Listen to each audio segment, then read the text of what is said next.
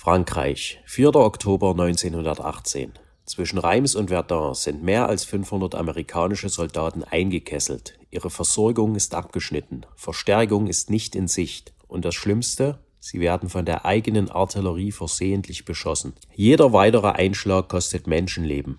Alle Bemühungen scheitern, das Hauptquartier zu informieren. Nur eine letzte Hoffnung bleibt: eine Brieftaube. Unter schwerem Beschuss steigt sie in den Himmel. Eine Kugel zertrümmert ihr Bein.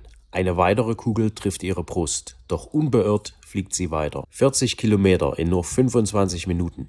Allein, mit einer Nachricht an ihrem Bein. Die Nachricht kommt an. Das Feuer wird eingestellt. 194 Soldaten überleben. Der spätere Name der Brieftaube: Cher Ami, lieber Freund. Cher Ami wird ausgezeichnet, als Heldin gefeiert. Ihre Geschichte geht um die Welt. Heute nennen wir ihre Nachfahren Ratten der Lüfte. Die Taube, Symbol des Friedens, der Liebe, der Unschuld. Als die ersten Felsentauben vor tausenden Jahren auf die Getreidefelder kamen, um Körner zu picken, brachten sie Kot mit. Kot, der als Dünger diente. Eine gelungene Symbiose zwischen Menschen und Tauben. Dieses Bild darf nicht darüber hinwegtäuschen, dass wir Menschen Tauben über Jahrtausende ausgebeutet und für unsere Bedürfnisse gezüchtet haben und das immer noch tun. Fleisch, Eier, Wettkämpfe, vermeintliche Schönheit, Briefe, Dünger. Romantisch war die Beziehung zu Menschen für Tauben nie. Die Tauben auf unseren Straßen sind das logische Resultat einer langen Geschichte von Ausbeutung und einer Gesellschaft, die Tiere konsumiert und als Produkte und Arbeitsmittel betrachtet. Die meisten Menschen begegnen Stadttauben mit Ablehnung, Ignoranz, Ekel, gar Hass. Dabei wissen die meisten Menschen erstaunlich wenig über die Tiere, die sie verachten und hassen.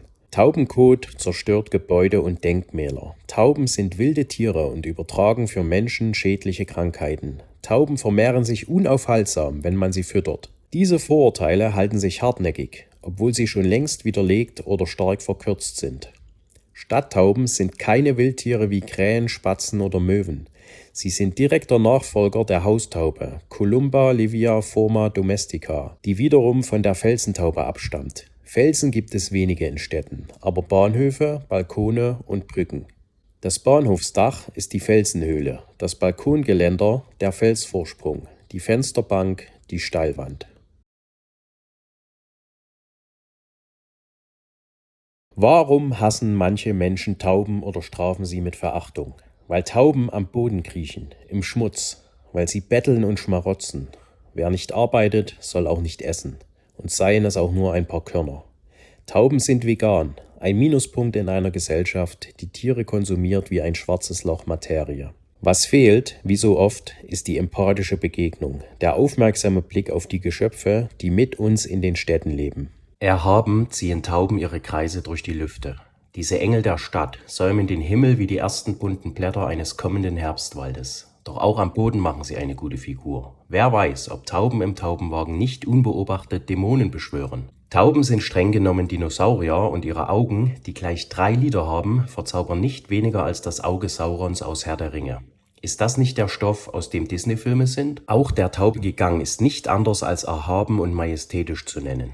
Tauben haben sich bemerkenswert an ihre Umgebung angepasst. Weil die Augen einer Taube ihren Blick kaum stabilisieren können, bewegt sie den Kopf ruckartig vor und zurück, um ihre Umgebung scharf wahrzunehmen. Wie Menschen auch leben Tauben in Gemeinschaften und als festes Paar. Sie putzen sich gegenseitig und bleiben oft ein Leben lang zusammen, wenn sie können.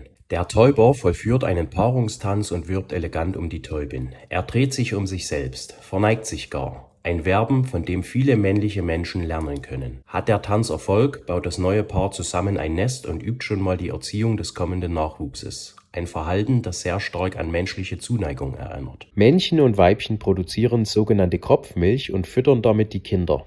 Eine Fähigkeit, die unter Vögeln selten ist. Ebenso ungewöhnlich wie ihre Art zu trinken. Während viele Vögel den Kopf nach jedem Schluck anheben müssen, können Tauben Wasser ansaugen. Fast wie durch einen Strohhalm. Wasser wissen Tauben sowieso zu schätzen. Vergnügt und verspielt verbringen Tauben viel Zeit an und in Bächen, Brunnen und Badeplätzen. Dort putzen sie ihr Gefieder, nehmen große Schlücke oder amüsieren sich wie ein 50-jähriger Familienvater, der im Wasserrutschenpark die Zeit seines Lebens hat. Tauben erkennen einzelne Menschen. Sie unterscheiden Gesichter, lernen, erinnern sich, treffen Entscheidungen. Mit anderen Worten, sie sind Individuen. Jede Taube sieht bei genauem Blick anders aus, bewegt sich anders, reagiert anders. Die eine ist neugierig, die andere aggressiv, die nächste stoisch.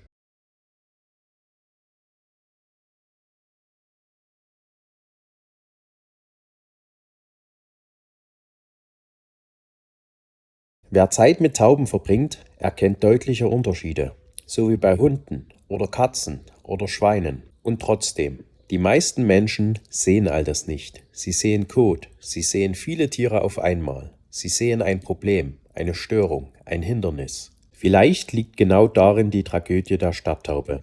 Je näher sie uns lebt, desto weniger sehen wir sie. Wir sehen nicht das Individuum, nicht die Persönlichkeit. Wir sehen nur das Vorurteil. Vielleicht sind Tauben nicht deshalb ein Hassobjekt, weil wir sie kennen.